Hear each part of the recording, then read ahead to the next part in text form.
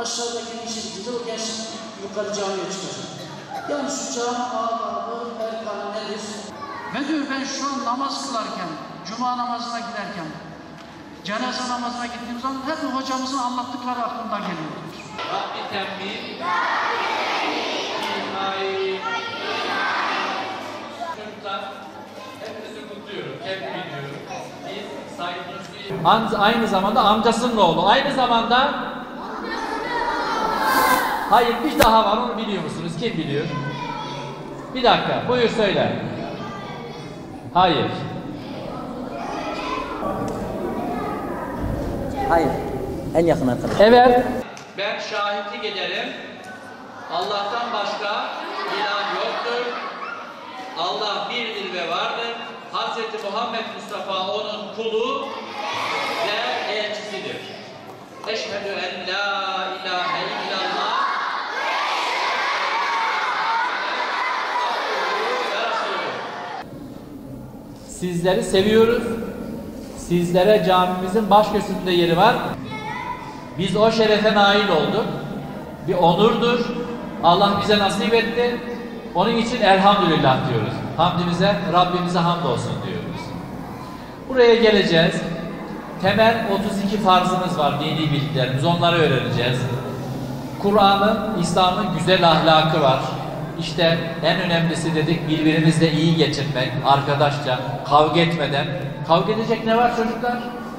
Bu cami hepimize yeter değil mi? Bakın oturduk düzgün bir şekilde hepimizi alıyor. Kavga etmeye ne gerek var? Bu camide herkese yer var.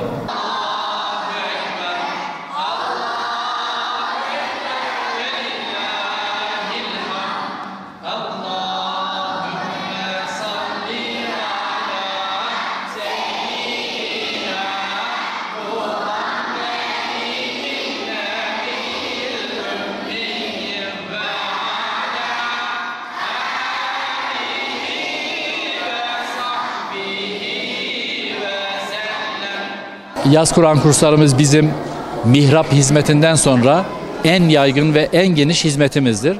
Allah'ın izniyle biz Diyanet olarak, müftülük olarak, Gaziantep müftülüğü olarak bu sene yaz Kur'an kurslarını başarılı bir şekilde, verimli bir şekilde çocuklarımızı en iyi, vakitlerini en iyi değerlendirecek bir şekilde hazırlandık. Allah utandırmasın, mahcup etmesin. Kolaylıklar diliyorum. Sabahleyin 8.30'da Hoşgör Kur'an kursunda Sayın Valimizin de teşrifleriyle yaz Kur'an kurslarının ilk açılışını yaptık. Bugün saat 10'da buradayız. 11'de Ali Erçelebi Camisi'ne gideceğiz. Şehrimizin çeşitli yerlerinde ilçe müftü arkadaşlarımız, il müftü yardımcılarımız açılışlara iştirak ediyor.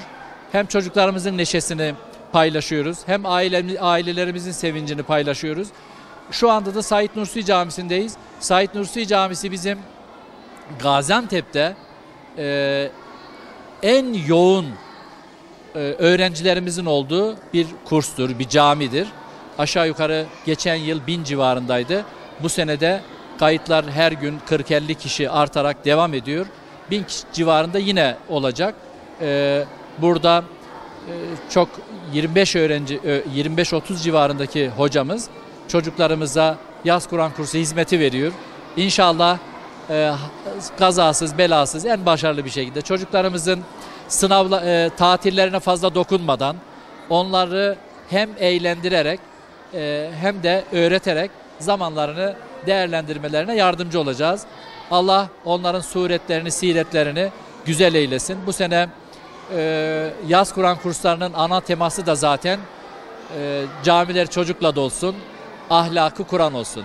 Bütün meselemiz güzel kitabımızın güzel ahlakından, Hazreti Peygamber Efendimizin güzel ahlakından çocuklarımızın hayatına güzellikler katmaktır. Bu güzellikle toplumumuzu buluşturmaktır, ailemizi buluşturmaktır, milletimizi buluşturmaktır. Allah utandırmasın, mahcup etmesin. Başarılar diliyorum.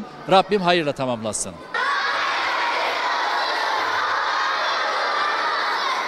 Evet, ahlakınız Kur'an olsun. Suretinizde, siretinizde güzel olsun.